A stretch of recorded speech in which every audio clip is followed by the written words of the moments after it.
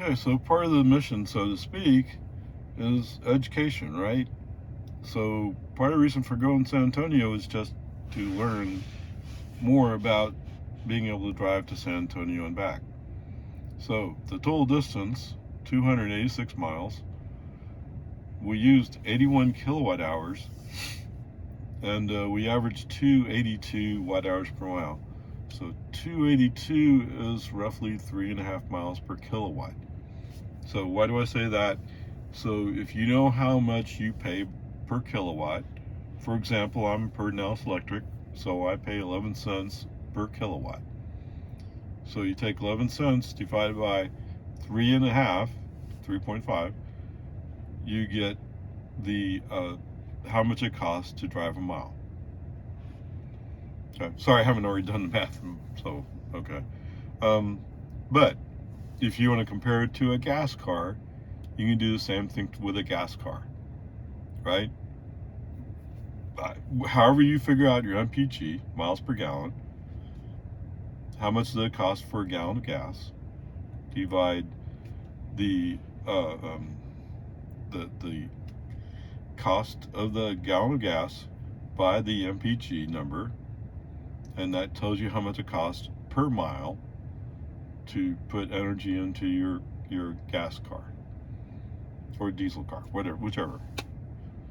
So that gives you a more or less apples to apples comparison of what it costs per mile to drive. That is just for the energy part. Anyway, so going back to this, yes, 286 miles. I started with an 80% battery. So we drove to San Antonio.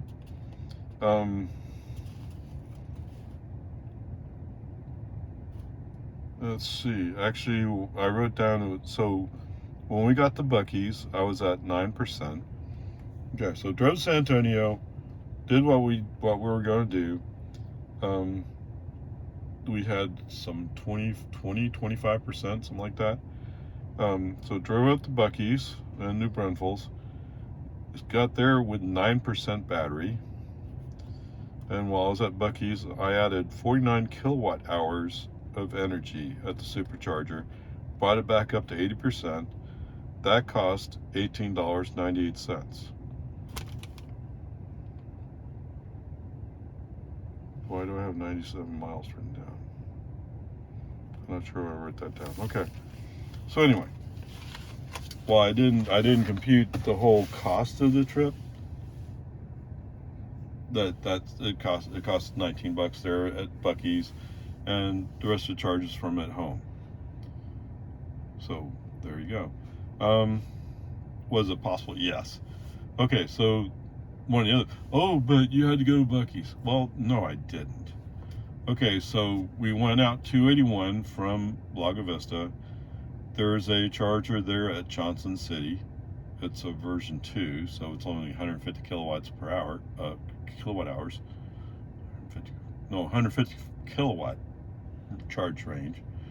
Coming back from Legoland, we could have stopped at Selma. There's an HB Plus there. In San Marcos, if I remember right, there's a supercharger at somewhere in the premium outlets. It's on the north side behind the food court, if I remember right.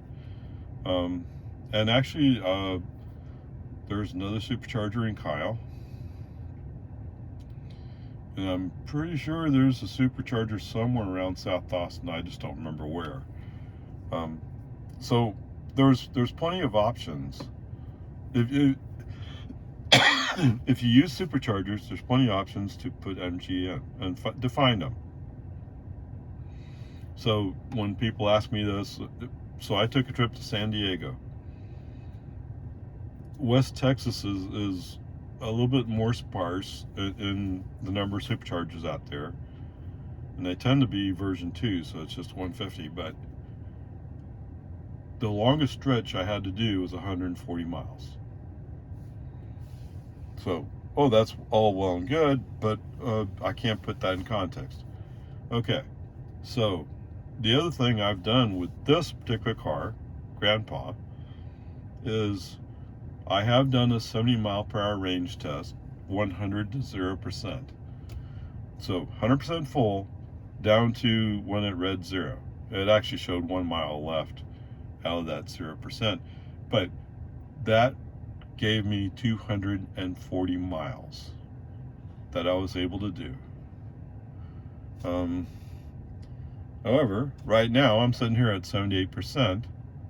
So at 78%, the estimate is I can do 209 miles. Is that right? Yes, that sounds well, based upon being able to do 299 miles with 100%.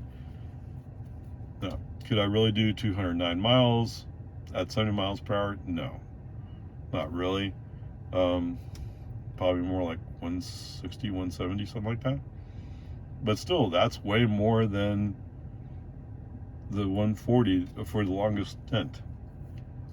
Okay, so the other catch is I can adjust the maximum charge allowed for each charging session.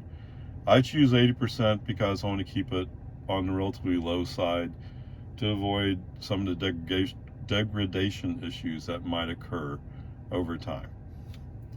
So you don't want to charge a regular lithium-ion battery to 100% all the time.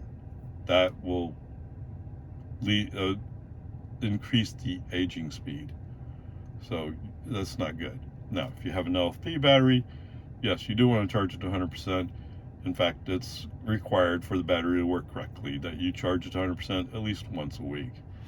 But anyway, this is about how do I get you comfortable with the idea of taking a trip. Okay, so the main thing is, here's my navigation screen. Let's put in the destination.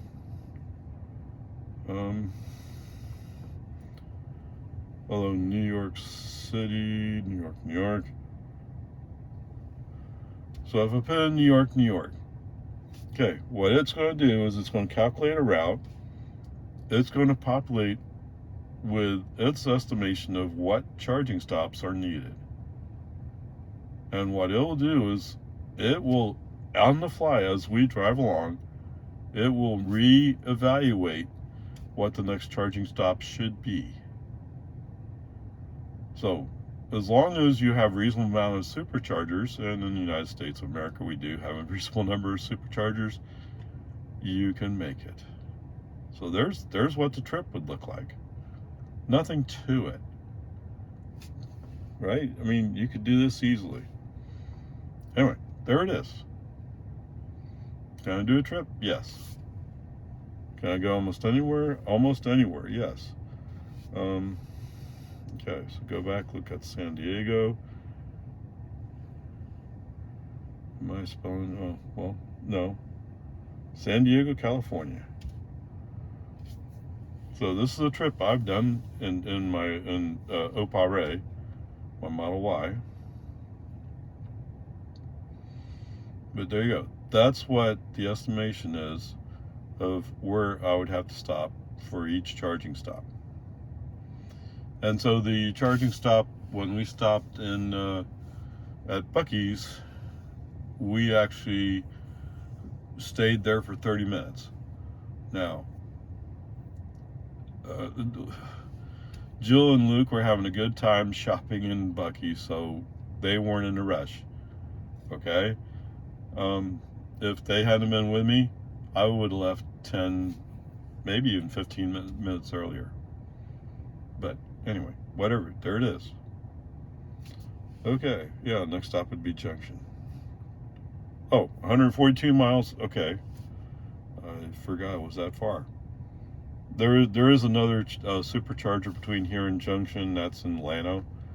So I wouldn't even have to go that far, but 142 miles, 2.5 hours would be the first stop.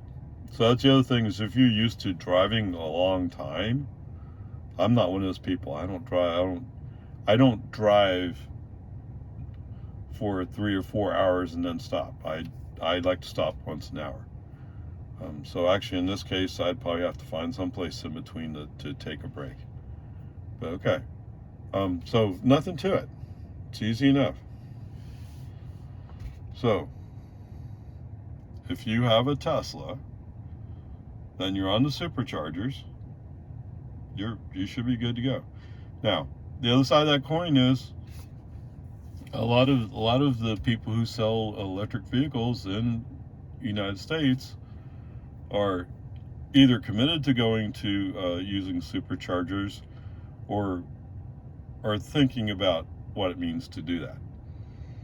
So that's another possibility when that time comes. Anyway, there you go. Let's move on. What school bus go by? Okay, how interesting. All right, sorry, I got struck by a big yellow thing. Anyway, hopefully you find this interesting. I know this is very brief, and what you really need to do is actually experience it. So there you somehow you got, whether you go to Hertz and rent a car. I mean, you can go into Tesla, but they're not. Actually, they've told me they'd let me have a car overnight, but that's just overnight, right? And they put a limit on how many miles you can actually drive it. So overnight is more like you take it home, put it in your garage, see how it fits, that kind of stuff. That's not to go take some trip. Anyway, so you can go to Hertz and rent a car. You can go to Turo on net and find people who rent out cars.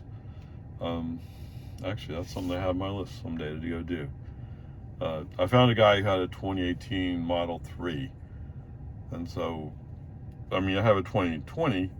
Well, I've never driven a 2018. So it'd be interesting to see how much difference there is with the older cars. Anyway, peace and harmony. The key point here is there are ways to get there, right? I mean, my daughter Jill just had an experience of driving an EV, and that's because I have two, but I have a Tesla. I have two Teslas actually. But there you go. Reach out, find somebody, rent.